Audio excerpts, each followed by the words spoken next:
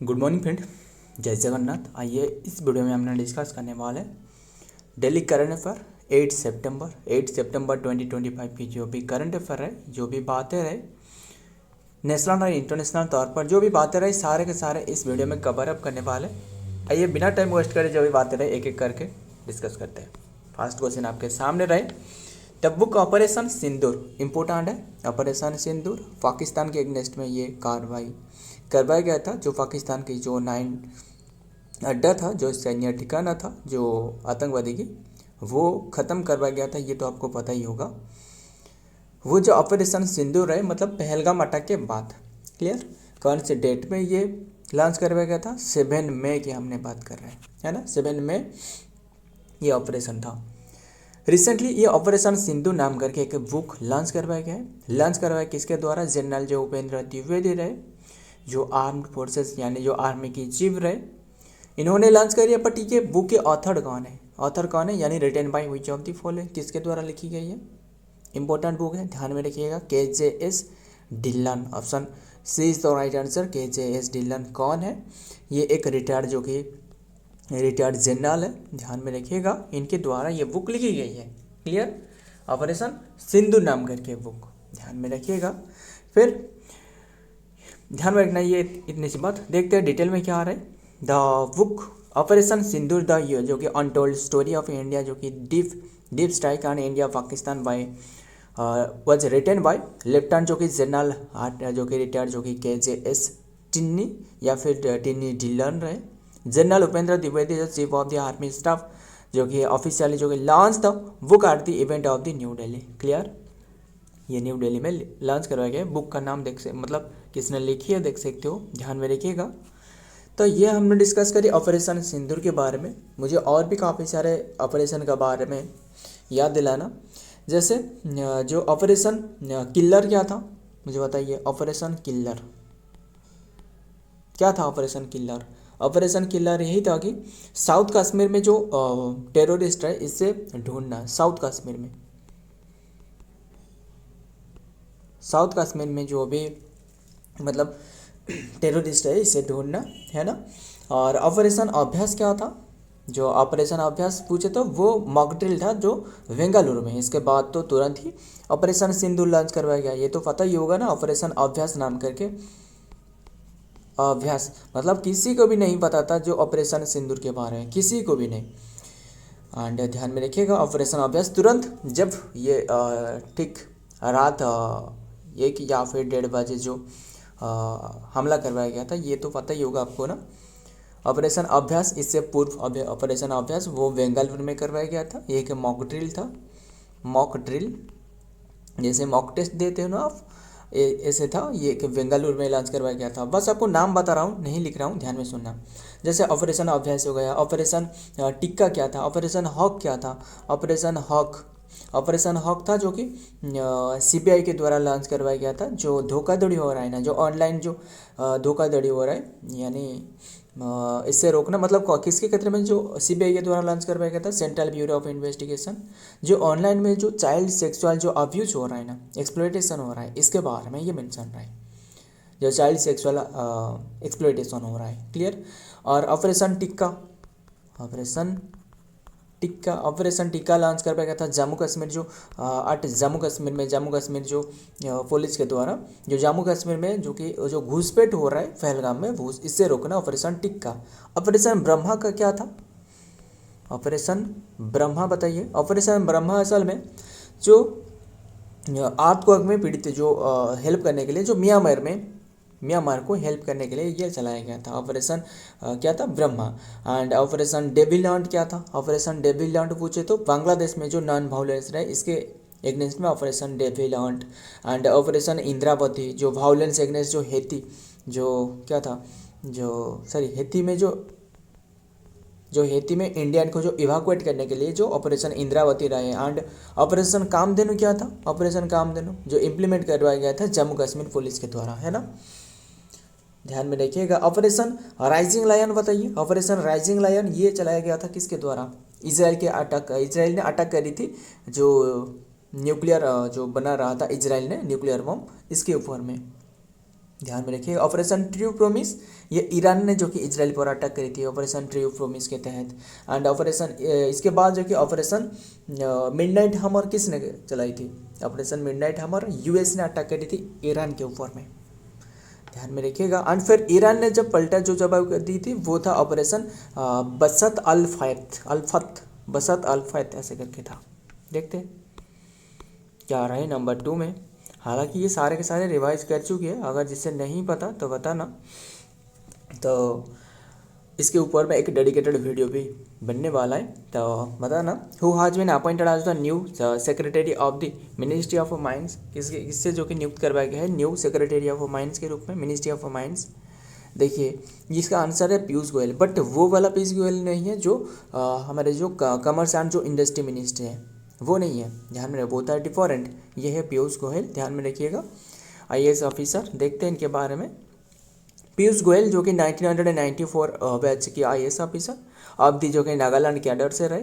Nagaland cadre takes the charges as the secretary जो कि ministry of mines and government of India prior to this assessment जो कि Piyush Goyal and serve आज the chief executive officer, ध्यान में रखिएगा, not grade and under the ministry of the affairs, ministry of home affairs. Next देखते हैं number 3, world physical therapy day observe on which date? World physical therapy day कौन से day को observe करी जाती है? ये है 8 सितंबर को, ध्यान में रखिए। Option D is the right answer, 8 सितंबर। इसके भी एक थीम भी रहे, बताया क्या है थीम, क्या आ रहा है 2025 की, वो है आज की डेट है ना, आज की डेट तो ना 8 सितंबर, आज की डे की बात कर रहा हूँ। ये है वर्ल्ड फिजियोथेरापी डे के रूप में, अब फिजिकल थेरापी डे के रूप में ऑब्जर्व करी जाती है, या फिर फिजियोथेरापी भी कह लो, कोई बात नहीं। हेल्थ, ध्यान में रखिएगा, हेल्थ एजिंग, ध्यान में रखिए एजिंग, ये जो कि इसका थीम रहे। एंड देखते हैं डिटेल में क्या बातें रहे। वर्ल्ड फिजियोथेरापी जो कि day, physical therapy day is observe to generate awareness about the creational जो कि कंट्रीब्यूशन टू फिजियोथेरापी, जो फिजियोथेरापिस्ट रहे, and makes to society enabling the people to be mobile and well and independent. This is the observe on 8 सितंबर को observe करी जाती है। Clear? और भी काफ़ी सारे डे रहे, ध्यान में रखिएगा, बस इतना सा ध्यान में रखना, वो भी हमने इंक्लूड कर लेंगे जो भी डे रहे। नंबर 4 पर क्या रहे? Who has announce the launch the insurance expansion program, किसने इंश्योरेंस एक्सपांशन प्रोग्राम ये लॉन्च करी है? IRDAI। Option B is the right answer, IRDAI। मतलब इन्होंने टोटल 26 जो इंश्योरेंस कंपनी रही ना, टोटल 26 कंपनी के साथ ये मिलकर ये लॉन्च करी है, ध्यान में रखिएगा। एम क्या है? एम यही है कि जो कि इंश्योरेंस सेक्टर में बढ़ावा लाना, डेवलपमेंट लाना। क्लियर? इसका मेन उद्देश्य है। एंड IRDAI का फुल फॉर्म क्या है? ये भी यही है, इंश्योरेंस सेक्टर में काफ़ी TRID लिखा है, ये नहीं है, आई होना चाहिए बस, IRDAI। क्लियर? आई है ये। फिर इसका फुल फॉर्म क्या है? इंश्योरेंस डेवलपमेंट, इंश्योरेंस रजिस्ट्रेशन जो कि मतलब रजिस्ट्रेशन है, regulation, insurance regulation development authority of India, इसका फुल फॉर्म है, ध्यान में रखिएगा। इन्होंने 26 टोटल कंपनी के साथ मिलकर, जैसे LIC हो गया, इसी तरह मिलकर इसके साथ जो कि ये लॉन्च करिए इंश्योरेंस एक्सपांशन प्रोग्राम। देखते हैं क्या आ रहा है डिटेल में। The insurance regulatory and development, देख सकते हो, रेगुलेटरी जो कि development authority of India, IRDAI is the authority behind the announcement and then launch the insurance expansion program, also known as the बीमा ट्रेनी, इसे बीमा ट्रेनी कहा जा रहा है। to program, the program is multifaceted and in जो कि initiative and designed to achieve the insurance for all by 2047। Next देखते हैं नंबर 5 में क्या आ रहा है? Who has been appointed as the brand ambassador of Skechers की हालांकि हमने डिस्कस कर रखी है। जैसे किसने रहे पहले से? जसप्रीत बुमराह रहे, एंड कार्तिक आर्यन रहे। कार्तिक आर्यन, इन्होंने पहले से ही थे बट अभी के टाइम में फिर से स्केचर्स की जो ब्रांड एम्बेसडर के रूप में नियुक्त करवाई गई। स्केचर्स क्या है, असल में ये एक फुटवेयर कंपनी है ना। ये कौन रहे, महेंद्र सिंह धोनी नहीं है, Mohammed Siraj, option C is the right answer, Mohammed Siraj, इन्हें ब्रांड एम्बेसडर बनाया क्या है, ध्यान में रखिए। स्केचर जो कि appointed India cricketer Mohammed Siraj as the brand ambassador जो कि boost in the cricket and footwear जो boost and market presence in India, ध्यान में रखिएगा। एंड ये स्केचर्स क्या है, ये एक अमेरिका बेस्ड कंपनी है, हो सकता है लेटर ये इसके ऊपर में काफ़ी सारे तारीफ देखने को मिलने वाला है, बस वेट करना, ये तो पता ही होगा क्यों और कैसे। तो देखते हैं क्या रहे, क्योंकि अभी के टाइम में क्या रहे, अमेरिका ने काफ़ी सारे प्रोडक्ट पर यानी जो टैरिफ लगाई इंडिया के ऊपर में 50% टैरिफ लगाई, हो सके ये टैरिफ 50 से होकर ये 100 तक भी हो सकता है, ध्यान में रखिए। Union minister Mansukh Mandaviya launch the mascot and logo for the 11th Asian aquatic championship 2025। What is the mascot for 2025, क्या है मास्कट फॉर 2025, ध्यान में मास्कट क्या है 25 की, ये है जलवीर, मास्कट घोषणा करवाया गया है जो कि 2025 के लिए ये है बलवीर तो नहीं है, जलवीर जे, ध्यान में रखिए Jalveer, option C is the right answer Jalveer. देखते हैं, ये एक लायन है, ध्यान में रखिएगा, ये एक लायन की लोगो है। आज रिसेंटली जो कि ये मास्कट लॉन्च करवाया गया, ये जो होने वाला है 11th वाला एडिशन, ध्यान में रखना 11th वाला एडिशन। फिर बात करें कौन सी डेट से होने वाला है, 28 to 11 अक्टूबर तक, क्लियर, ध्यान में रखिएगा। एंड कौन सी प्लेस में होने वाला है, प्लेस पूछे तो ये है अहमदाबाद में, ध्यान में रखिएगा, अक्टूबर में होने वाला है, तो ध्यान में रखिएगा। देखते हैं क्या आ रहा है। Sports minister Mansukh Mandaviya on Friday launch the mascot Jalveer and logo for the becoming 11th जो कि Asian aquatic championship schedule to held in Ahmedabad from September 28 October 2011 तक। The event will serve as the qualification meet for the 2026 Asian Game जो मांडविया रहे was accompanied by officials from the Swimming Federation and India, ध्यान में रखिएगा, ये घोषणा करवाया गया है हाल ही में। ये होने वाला है कौन सी प्लेस में, अहमदाबाद में होने वाला है, ध्यान में रखिएगा, अहमदाबाद गुजरात में। देखते हैं नंबर 7 क्या आ रहा है, what is the infant mortality rate of, बहुत ही इंपॉर्टेंट है, ध्यान में रखिएगा, इन्फेंट मोर्टेलिटी रेट क्या आ रहा है, जो कि what is the infant mortality rate in India according to the sample registration system जो कि स्टैटिस्टिक रिपोर्ट 2023, इसके मुताबिक जो क्या रहे, मतलब according to sample registration system के मुताबिक, मतलब सैंपल रजिस्ट्रेशन SRS के मुताबिक इन्होंने एक रिपोर्ट पब्लिश करी है, 2023 की रिपोर्ट है। बताया गया है कि जो इंडिया में जो इन्फेंट मोर्टेलिटी रेट मतलब क्या जानते हो आप, देखिए असल में हज़ारों जो बेबी रहे, हज़ारों बेबी पर मतलब कितने की डेथ परसेंटेज यानी डेथ नंबर कितने के रहे, मतलब हज़ारों बेबी अगर 1 ईयर के अंदर में जो कि कितने की डेथ रहे, इससे दर्शाया जाता है कि कितने की डेथ परसेंटेज रहे यानी डेथ रेट रहे, ध्यान में, इसे कहा जाता है इन्फेंट मोर्टेलिटी रेट। जैसे बार्थ रेट ये सारे के सारे डिस्कस कर लेंगे, ध्यान में रखिएगा, बार्थ रेट और भी जो सेक्स रेशियो वो भी लॉन्च करवाया गया, मतलब जो बेबी की कैटेगरी में हमने डिस्कस करें, बेबी की कैटेगरी में देखते हैं क्या रहे, ये है 25 रहे, यानी जो मोर्टेलिटी रेट जो लॉन्च करवाया गया ये है 25, ध्यान में रखिएगा, क्या रहे 25 रहे।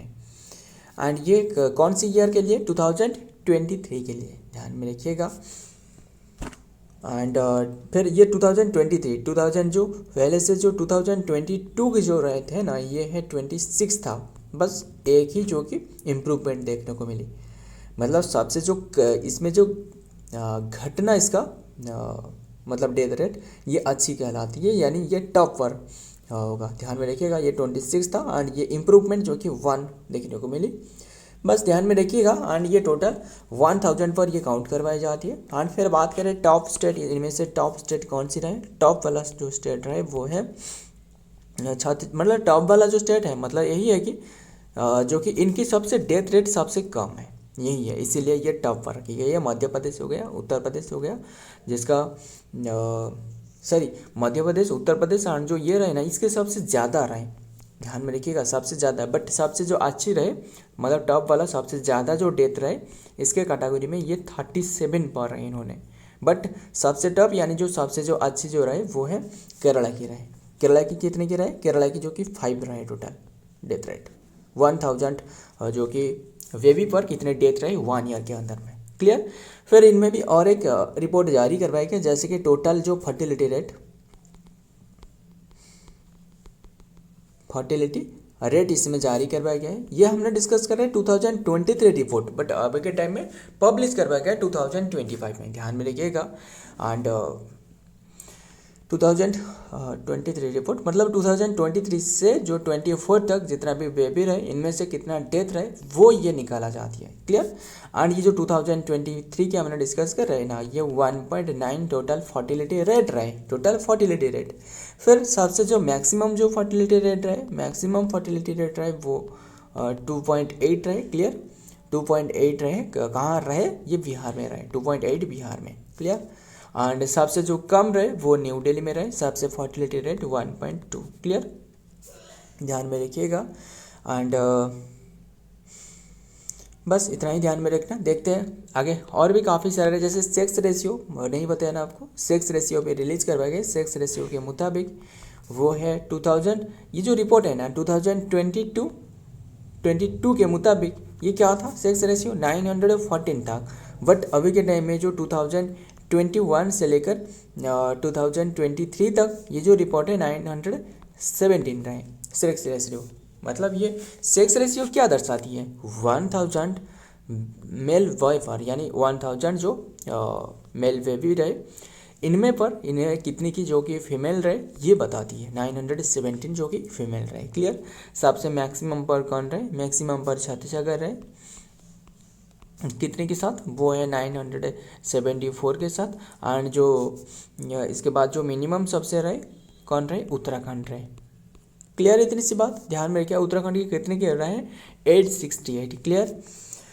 एंड सो ध्यान में रखिएगा, इतनी सी बात। देखते हैं आगे क्या आ रहा है।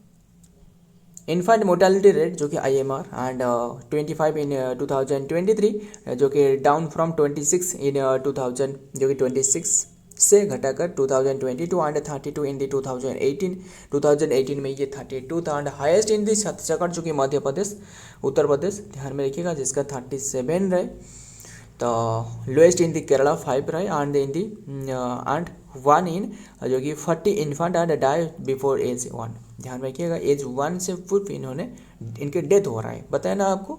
टोटल फर्टिलिटी रेट की बात करें तो जो कि TFR fell to the 1.9 in 2022 below the replacement level जो कि फर्टिलिटी 2.1। क्लियर।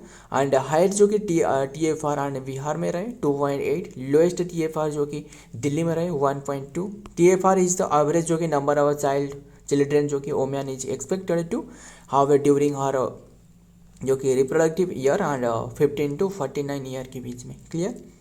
रिप्लेसमेंट जो कि level TFR and then the average number of children required the women and then the 1 generation replace by itself. मतलब मान लो मतलब दोनों रहे, एक माता रहे और एक पिता रहे, मतलब इनमें से दो बच्चे रहे एंड इन्होंने फिर से 2 बच्चे को रिप्लेस करने वाला है।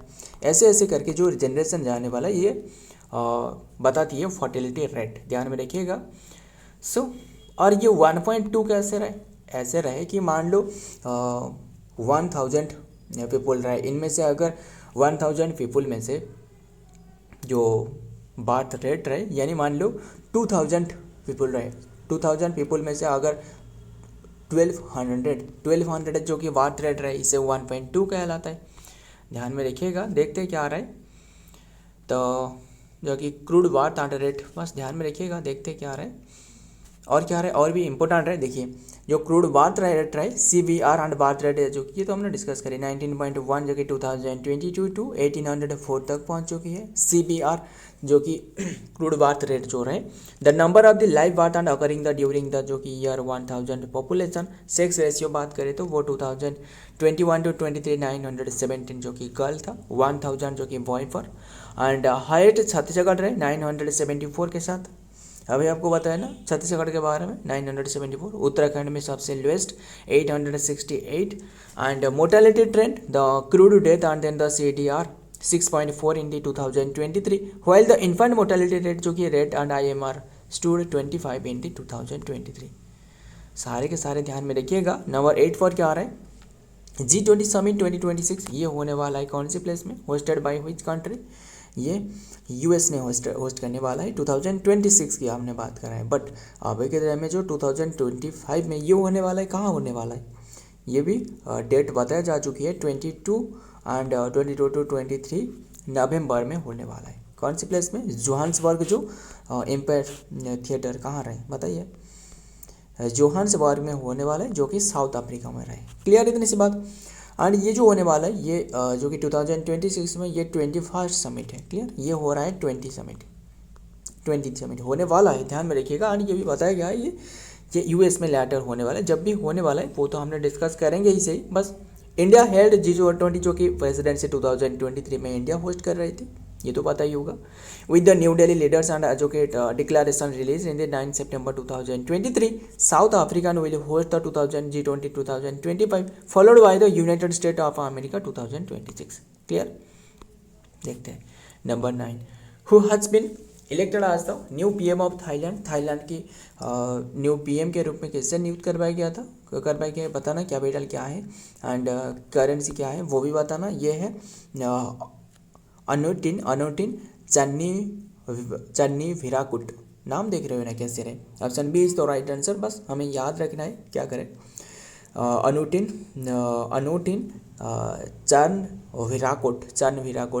चन्नविराकोट इसका जो कि नाम रहे। एंड इन्होंने जो रिमूव करी है इन्होंने किसके प्लेस में बने वो है पेट्रोंगटान सिनाबात्रा। पेट्रोंगटान सिनाबात्रा कौन है, पेट्रोंगटान सिनाबात्रा असल में इन्हें रिमूव करवाया गया था, ध्यान में रखिएगा, रिमूव करवाया गया था। इसके बाद ये बने जो कि अनुटिन जो कि चन्नविराकोट ध्यान में रखिएगा। तो कैपिटल की बात करें तो इसका है कैपिटल है जो कि बैंकॉक रहे। एंड करेंसी है थाई वाट कह लो या फिर थाई वहत, ध्यान में रखिएगा। देखते हैं जो कि ध्यान में रखिएगा अनुटिन जो कि चन्नविराकुल जो कि इलेक्टेड न्यू थाईलैंड जो कि प्राइम मिनिस्टर के रूप में। थाईलैंड जो कि पार्लियामेंट हाज ए चूजन बिजनेस जो कि टाइकन अनुटिन चन्नविराकुल आज द कंट्री प्राइम मिनिस्टर जो कि आज he is the third prime minister जो कि elected in the last 2 year. Clear, next देखते हैं number 10 According to the Sample Registration System SRS 2023 report, which state reported the highest birth rate in 2023? 2023 में सबसे highest birth rate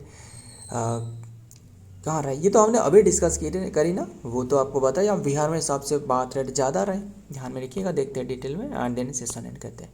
according to report Bihar जो कि lead the country with the birth rate जो कि 25.8% and it is the followed by the Uttar Pradesh 23.6 and then the Rajasthan 22.9। So friend, आज की ये content है। वीडियो पसंद आए तो वीडियो को लाइक करना और आपके दोस्त के साथ शेयर करिएगा। मिलता हूँ और एक वीडियो में, तब तक के लिए जय हिंद, जय जगन्नाथ।